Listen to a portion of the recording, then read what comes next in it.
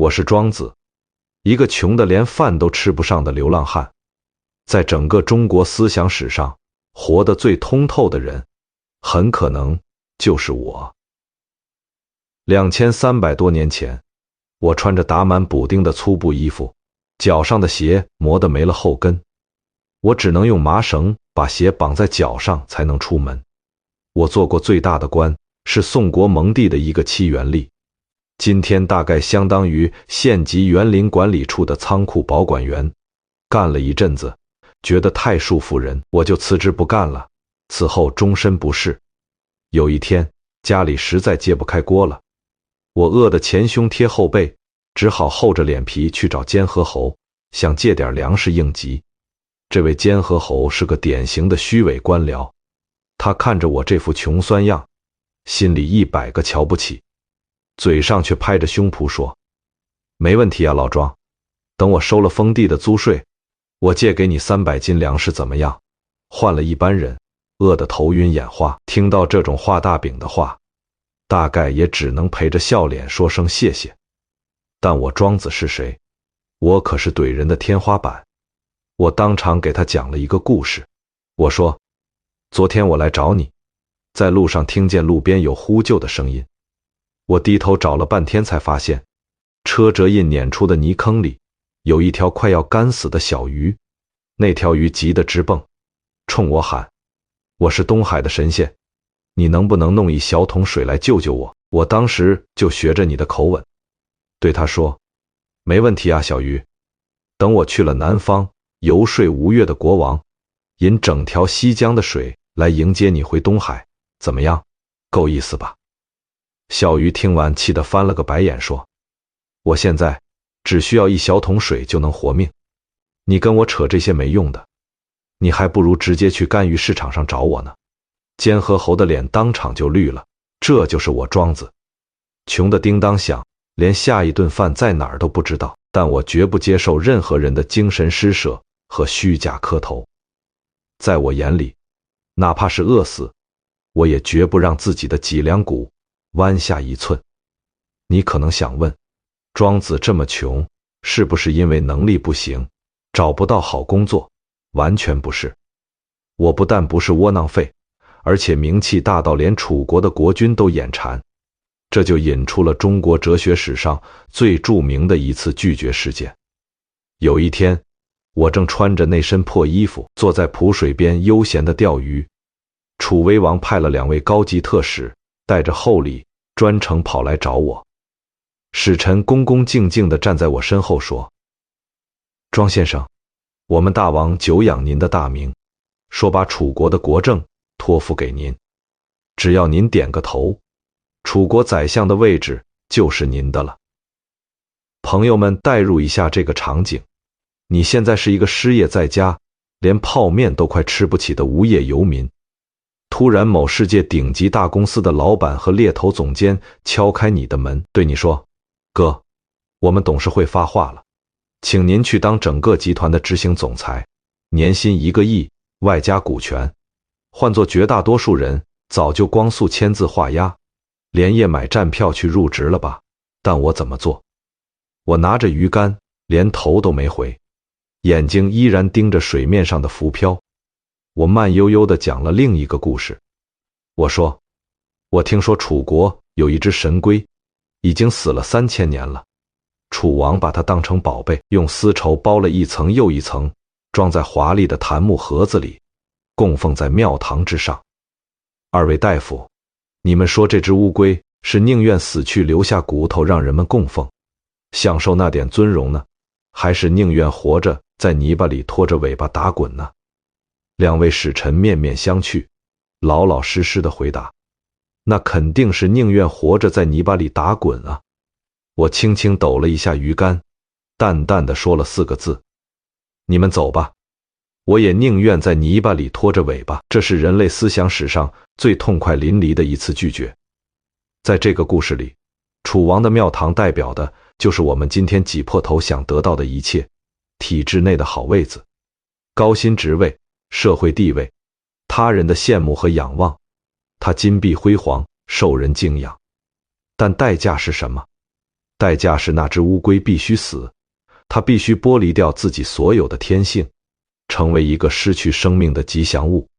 就像我们今天为了那份光鲜亮丽的薪水，必须牺牲掉自己的健康、自由、时间和对生活最本真的感受，成为一台庞大机器里随时可以被替换的零件。我看透了这件事的本质。我不羡慕那只死去的、被供奉的神龟。我觉得就算穿破衣服、饿肚子，在泥巴里打滚，但只要我活着，只要我能呼吸自由的空气，只要我的精神还属于我自己，那就是最顶级的人生。我们现代人之所以痛苦，很大一部分原因就是，我们既想要神龟的尊荣，又想要活龟的自由，但世界的规则往往是残酷的。你想得到世俗的最高奖赏，往往就要典当掉最真实的自我。我通过自己的一生，向你展示了另一种可能。人不是只有一种活法，你可以不参与他们制定的游戏。当所有人都指责你这棵树长得太歪，做不成栋梁之材的时候，我会告诉你，做不成栋梁就不做。正因为你无用，你才不会被木匠砍伐，你才能长成参天大树，让所有路过的人在你树荫底下乘凉。这就是我著名的无用之用，讲过了我连命都快保不住的穷日子，和拒绝高官厚禄的洒脱。现在我们要进入我全部思想中最壮丽的一幅画面，那条比整个中原大地还要庞大的鱼，和那股足以把人送上9万里高空的龙卷风。我创造了一只中国文学史上最巨大的生物，我把它叫做《昆庄子全书》第一篇，叫《逍遥游》。而《逍遥游》的第一句话就像一颗炸弹，瞬间炸开了中国人想象力的极限。北冥有鱼，其名为鲲。鲲之大，不知其几千里也。几千里长的鱼，你可以想象一下，放在今天的地图上，鱼头可能搭在大连，尾巴还拖在上海，这已经够离谱了。但我接着又说，这条鱼会变身，化而为鸟，其名为鹏。鹏之背，不知其几千里也。怒而飞，其翼若垂天之云。这不是一个关于动物的描述，这是一个关于视角的暴力革命。2300年前，当所有人都还蹲在地上争几亩地、抢几间房的时候，我已经把观测点拉到了1万米高空。站在那个高度上往回看，所有的争吵和焦虑都变得像蚂蚁搬家一样渺小的几乎看不见。而我想做的就是请你站到那个高度上去。大鹏起飞的时候动静有多大？我的描写极其壮阔，积水3000里，抟扶摇而上者9万里。这只巨大的鸟在海面上拍击翅膀，激起3000里浪花，然后乘着一股螺旋上升的暴风，直冲到9万里的高空。9万里有多高？地球的周长大约8万里，9万里已经足够绕地球一圈还多。在那个连马车都觉得慢的年代，我的心智已经冲出了大气层，直奔宇宙深处而去。但在这幅壮阔到令人窒息的画面里，我偏偏塞进了2个特别扫兴的小角色 ，Day 和学究，也就是蝉和小斑鸠。他们蹲在灌木丛里，仰头看着大鹏从9万里高空飞过去，不仅没有惊叹，反而叽叽喳喳嘲笑起来。我崛起而飞，抢鱼突而止，翅膀一扑腾，从这棵灌木跳到那棵灌木，累了就落下来，这不挺好吗？何必飞9万里？是不是特别耳熟？你随便打开一个社交平台，上面到处都是这样的蝉和斑鸠。你说要考研，他们说考什么研？早点工作攒钱买房不好吗？你说想辞职创业，他们说别瞎折腾了，你这岁数还能折腾出什么花来？你说想过一种不被定义的生活，他们说看看你那同学，朝9晚5，踏踏实实，都生2胎了。你说你想飞，他们问你飞那么高干嘛？这就是我所说的小知不及大知。小聪明的逻辑永远自洽。在灌木丛的尺度里，从榆树蹦到椿树确实就够用了。谁需要9万里？蝉和斑鸠没有撒谎，他们说的每一句话，在他们自己的世界里都成立，但他们的世界只有3棵树那么大。他们不知道9万里高空的风是什么味道，不知道云海之上能看到怎样的日出。他们更不知道的是，当大鹏在那种高度飞行的时候，地面上的一切都变得模糊不清。什么灌木丛，什么小斑鸠，什么你对还是我错，全都融成了一片苍茫。我要说的话到这里其实已经说完了，但我还没有点出最狠的一句。请你仔细想一个问题，你今天的焦虑是从哪里来的？你的压力是因为你把自己塞进了一个极小的赛道，跟一群跟你差不多的人在抢同一根灌木丛里的树枝。在那个维度里，谁跳得高了半寸，谁的羽毛亮了半分，确实很重要，确实值得焦虑。因为大家都挤在一起，你稍微落后一点点就会被人踩到脸上。但你有没有想过，这个世界不止3棵树，灌木丛之外还有森林，森林之外还有草原，草原的尽头还有一片从来没有人飞过的天空。当你的观测点从灌木丛抬升到9万里高空，你再低头去找那些曾经让你彻夜失眠的烦恼，那个让你生不如死的年终评级，那个在你婚礼上说风凉话的亲戚，那个在朋友圈晒方向盘让你心态崩掉的老同学，你突然发现你已经找不到他们了。因为在那个高度上，整个大地都是苍茫的，你看不清他们，甚至看不清自己所有的对错、高低、贵贱、输赢，在绝对的尺度差面前全部被清零。这就是降维打击，不是你去打败别人，而是你把自己拉出了那个维度，让那些曾经能伤害你的东西彻底失去了伏笔。但我在这样一个更深的伏笔，一个关于自由的悖论，我忽然笔锋一转，说了一句让人难以理解的话：大鹏飞9万里，与学究在灌木丛里扑腾，这两者之间的差别就真的是本质上的高低之分吗？等一下你会看到，在我的视野里，连大鹏都不是真正的逍遥，因为他还需要依赖风。真正的自由比9万里还要高得多。这个问题我们先按下不表，在此之前，我们需要先处理好另一件更紧迫的事，那些依然能伤害到你的，你此刻最想挣脱的东西，人和人之间的争论较量，以及你忍不住想证明自己对的那种冲动。在所有的痛苦之中，人与人之间的相互否定，大概是最能戳人心窝子的一种。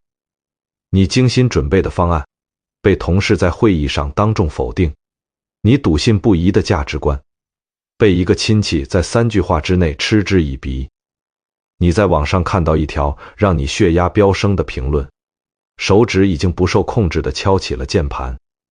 那一刻，你只有一个念头：我要赢，我要证明我是对的，我要让你闭嘴。这种冲动，我在2000多年前给它起了个名字，我把它叫做证明欲综合征。它的症状很典型，一旦发现有人跟你不一样，你就浑身难受；一旦发现有人说你不对，你就必须反驳回去，必须用逻辑碾压他，必须让他低头认错。你以为你在维护真理？我摇了摇头，讲了一个朝三暮四的故事。注意，朝三暮四这个成语现在的意思已经变成骂人花心了，但在庄子那里，它跟爱情半毛钱关系都没有。故事特别简单，宋国有个养猴子的老头，特别喜欢猴子，养了一大群。后来家里经济紧张了，得削减猴子的伙食，他把猴子们召集到一块儿，说：兄弟们，以后每天早上给你们3个橡子，晚上4个，行不行？猴子们一听火冒三丈，又叫又跳，集体抗议。凭什么早上只有3个？你是不是想饿死我们？不行，坚决不行。老头眼珠一转，立刻改口：好好好，别生气。那早上4个，晚上3个，总行了吧？猴子们一算，早上多了1个，立刻欢呼雀跃，高高兴兴地接受了，觉得自己取得了重大谈判胜利。我讲完这个故事之后，跟了一句极其冰冷的判词：明实未亏，而喜怒为用。东西的总量根本没少，3个加4个等于7个，4个加3个还是7个。但猴子们的情绪却被调动得像是经历了人生的大起大落。现在，请把镜头从猴子身上移开，对准我们自己。今天早上你刷到的那条让你暴怒的评论，是不是朝三暮四？同事否定了你的方案，但最后用了你方案里80%的内容，是不是朝三暮四？你父母催你结婚，你跟他们吵了3年，最后你选的那个对象他们依然不满意，但勉强接受了，是不是朝三暮四？有人觉得年轻人就该去大城市闯荡，先苦后甜，这叫朝三暮四。有人觉得人生苦短，不如回老家考个编制，或者做自由职业者，享受当下，这叫朝四暮三。这2拨人在网上吵得不可开交，互相骂对方是韭菜，是废物。但在我看来，这有区别吗？不管你怎么选，你这一生能消耗的能量，能体验的喜怒哀乐的总量，很可能就是那个7。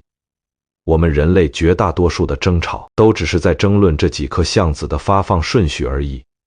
站在更高的维度看，根本没有谁比谁更高明。你可能还是不服气。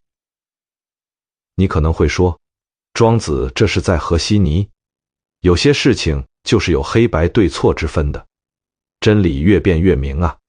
好，那我们就来看看我是怎么彻底击碎辩论这件事儿的。在齐物论里，我直接抛出了一个无懈可击的逻辑闭环。我说，假设我和你辩论，如果你赢了我输了，那你就真的是对的，我真的是错的吗？不一定，也许只是你口才更好。如果我赢了你输了，那我就真的是对的吗？也不一定。那我们找第3个人来评理呢？如果找一个赞同你的人，他已经偏向你了，怎么能做到公平？如果找一个赞同我的人，他偏向我，他也评不了理。如果找一个跟你和我意见都不一样的人，他连我们的立场都不认同，他凭什么来评判？所以，你我与若与人，俱不能相知。你、我、第3方，谁也确定不了那个最终的真理。这段话的逻辑精密得像手术刀，它不是在说真理不存在，而是在说，在人类辩论的框架内，我们永远无法凭借唇舌之争抵达那个确切的真相。我不是在和稀泥，我是在做一个非常严肃的哲学摧毁工作。我想炸掉你心里那面非黑即白的镜子。所有人际关系中的痛苦，本质上都来自你心里那面镜子的反光。你照别人，你觉得他错了；别人照你，他觉得你不行。2面镜子互相对射，没有人去看真实是什么，全是折射。你哪怕搜集了成吨的证据，把对方怼得哑口无言，结果是什么？对方会说，哇，你太有逻辑了，我错了，我给你磕一个吗？绝对不会。对方只会觉得你这个人真讨厌，以后再也不想理你了。辩论赢不来真理，只能迎来傲慢和偏见。所以我给出了4个字作为解药：莫若以明。不是让你放弃判断，而是劝你换一种看待世界的方式，把你心里那面非黑即白的镜子砸碎，像一面澄澈的湖水那样照见别人，包容别人，然后让它过去，不起波澜。你不需要去纠正每一个你不同意的观点，不需要去辩赢每一个冒犯你的人，更不需要让全世界都认可你的生活方式。你只需要不被他们扰动。在那个朝三暮四的游戏里，你看破了，然后不玩了。当别人说你错的时候，你微微一笑，心里想的是3+4等于7， 4+3也等于7。谢谢你跟我分享你的排列组合，然后你就走了，留下他一个人站在原地，还在等你出招。当你彻底放下了那该死的证明欲，你会发现你的人际关系瞬间就通透了。你再也不会因为别人的一句话而气得半夜睡不着觉，因为你已经不再参与这场叫做对错的低维游戏了。如果说朝三暮四已经足够让你重新审视人与人之间的争执，那么接下来我的这个动作会把你的自我认知也一并拆掉。我讲了一个梦，这个梦是整个中国哲学史上最极致、最浪漫的一个比喻。有一天，庄周梦见自己变成了一只蝴蝶，栩栩然蝴蝶也，自喻是治愈。在梦里，它是一只真正的、活生生的蝴蝶，在花丛中自由自在地飞舞，阳光照在翅膀上，风穿过触角，一切都无比真实。他完全忘了自己是那个穷困潦倒的庄周，忘了那间漏雨的破茅草屋，忘了咕咕叫的肚子，忘了那些冷眼和嘲笑。然后他醒过来了，醒过来，铿然周也，发现自己还是那个僵卧在床上的庄周，浑身僵硬，空气里还残留着一点梦的余温。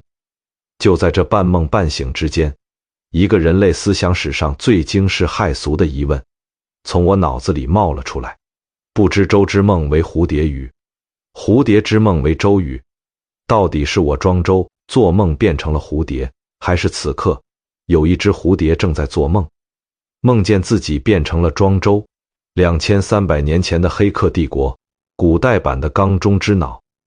你此刻正在读这篇文章，你确定自己不是在一场梦里吗？你怎么确定我不是在跟你玩烧脑游戏？我要指向的是一个更根本的问题：如果你连自己是庄周还是蝴蝶都分不清楚，那你之前死死抱住的那个叫我的东西到底有什么了不得的？你仔细想想，你今天的痛苦从哪儿来？我失恋了，我被抛弃了，我失业了，我的人生完蛋了，我被人看不起了，我的尊严碎了一地。每一个让你痛到不能呼吸的理由里，都套着一个膨胀到快要爆炸的我字。你把我当成这个宇宙的中心，当成衡量一切有无价值的标准，当成你之所以为你的全部证明。但蝴蝶梦告诉你，这个我可能只是一场梦中的一个身份而已。梦醒了，那个身份就散了，而真正的你也许还在另一场更深的梦里。我用4个字做了手术，此之谓物化。什么是物化？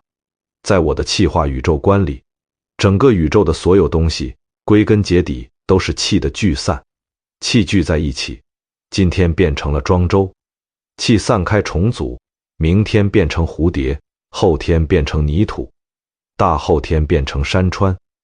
既然万物都在不断的互相转化，既然你连自己是庄周还是蝴蝶都说不清楚，那么你之前用尽全力去保护的那个我，它到底是真的，还是你给自己编的一个故事？既然万物都在流转变化，那么那个让你半夜哭湿了枕头的失败，那个让你觉得天塌了的失去，那个让你想起来就浑身发冷的羞辱，他们也不过是物化过程中的一个瞬间，就像一片云飘过来了，投下了巨大的阴影。你觉得整个世界都暗了，然后风来了，云散了，太阳还是在它原来的位置上，没有受到任何损伤。有人可能会觉得这种想法太虚无了，但也许彻底的虚无反而是最彻底的安慰。因为当你把那个不可一世的我缩小到蝴蝶翅膀上一粒肉眼看不见的尘埃的时候，你所有的痛苦就失去了最强的那根支柱。你不是被世界抛弃了，你只是回到了更大的循环里去。你是安全的，你只是忘了自己本来就属于那里。当你在深夜里感到焦虑、委屈、意难平的时候，不妨想象一下自己就是那只蝴蝶，去感受天地与我并生，而万物与我唯一的境界。不要再去向任何人证明什么了，证明你有钱，证明你聪明，证明你是对的，都不需要了。你只需要成为你自己，去感受风吹过脸颊，去品尝一颗好吃的橘子，去睡一个没有闹钟的懒觉。在这浩瀚的宇宙流转中，存在本身就是最大的意义。前面几部分我们一直在谈精神世界的事，格局、证明欲、自我执念。但我知道，此刻你可能有一个声音在脑子里盘旋，庄子说的都对，但我明天早上9点不还是得去上班？不还是得看老板脸色？不还是得被绩效和项目压得喘不过气？你放心，我并不是一个活在云端的做梦选手。我生活的战国时代比我们今天残酷得多，人命薄得像一张草纸，赋税、起义、战乱轮番碾压底层的生存空间。所以我特意在养生主里请出了一位2300年来最顶级的职场导师庖丁。这位庖丁可不是一般人，他在替梁惠王解剖一头牛的时候，那画面根本不像在干活。我的原文写得像一首诗，手之所处，肩之所以，足之所履，膝之所以，痴然响然，奏刀飞然，莫不中音，合于桑林之舞，乃中经手之会。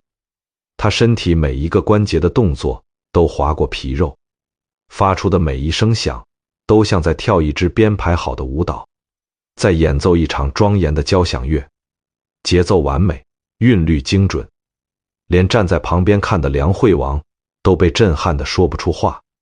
他惊叹地说：“太厉害了，你的技术怎么能达到这种地步？”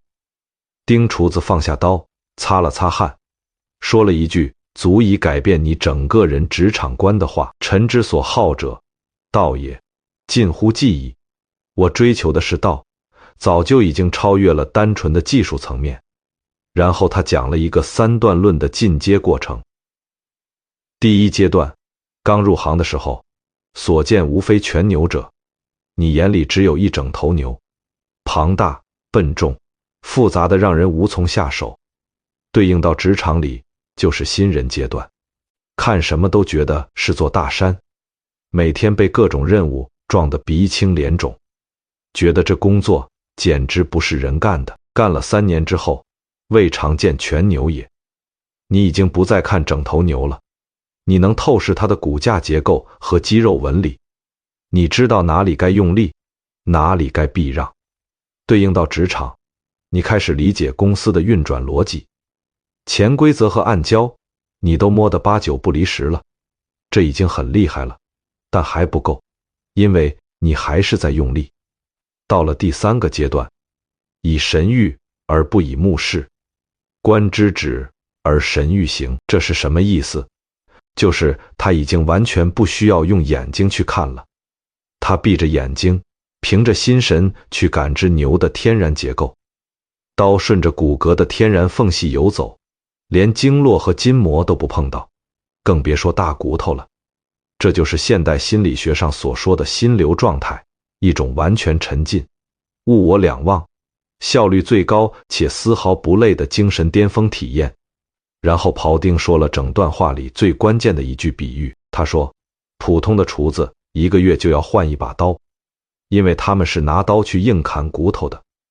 好一点的厨子1年换一把刀，因为他们是在割肉。而庖丁这把刀已经用了整整19年，解过几千头牛，而刀刃却若新发于刀刃，简直像刚刚从磨刀石上磨出来一样，锃光瓦亮，没有丝毫损伤。为什么？我借庖丁之口给出了终极答案：比劫者有间，而刀刃者无后。以无后入有间，恢恢乎其于游刃，必有余地矣。牛的关节和关节之间其实是有缝隙的，而我的刀刃薄到几乎没有厚度，用没有厚度的刀去进入有缝隙的空隙，那里宽敞的像一个大操场，想怎么游走就怎么游走，刀口根本碰不到任何硬东西。请你把这句话在心里默念3遍，这把刀就是你的心，你的神，你的生命能量。这头牛就是这个让你感到内卷和窒息的社会大机器。那些搞不懂的绩效考核，那些扯不清的人际关系，那些不合理到了极点的流程制度，你为什么会那么累？为什么会失眠、脱发、焦虑、抑郁？因为你天天拿你心口那把最薄的刀去跟社会的硬骨头硬碰硬，你跟老板的逻辑死磕，你跟不可理喻的甲方据理力争，你试图用一己之力去改变一个已经僵化了几十年的系统，结果呢？你的刀崩口了。你失眠、脱发、焦虑、抑郁的每一个症状，全是刀刃的碎屑。我给出的职场保命法则只有一句话：不要去砍骨头，去找那个缝隙。任何一个庞大而臃肿的组织，它里面一定有缝隙，有冗余，有空转的地方。你不必全心全意爱上你的工作，也不必揭竿而起推翻你的公司，你只需要像庖丁一样，先花时间看清整头牛的骨架结构，认清楚哪里是骨头，哪里是缝。老板要结果，你就顺着结果走，但别搭上你自己的尊严。同事要面子，你就给他面子，但别搭上你自己的情绪。把你的神留出一点点无后的空间，让他在那道缝里自由地穿过去。但到这里，我还加了一个堪称神来之笔的细节收刀。庖丁说，即便他已经达到这种境界，每当他碰到筋骨盘结、特别难切的地方，他仍然会触然为戒，事为止，行为迟，动刀甚微。他会立刻警觉起来，目光专注，动作放慢，轻柔地动刀，等到牛飞然已解，他才提刀而立，为之四顾，为之踌躇满志，心满意足，环顾四周，感到一种极致的成就感，然后善刀而藏之，仔仔细细地把刀擦拭干净，收回刀鞘里。这个收刀的动作是整段寓言里最容易被忽略却最重要的一笔。他告诉你，工作完成了，就彻底放下。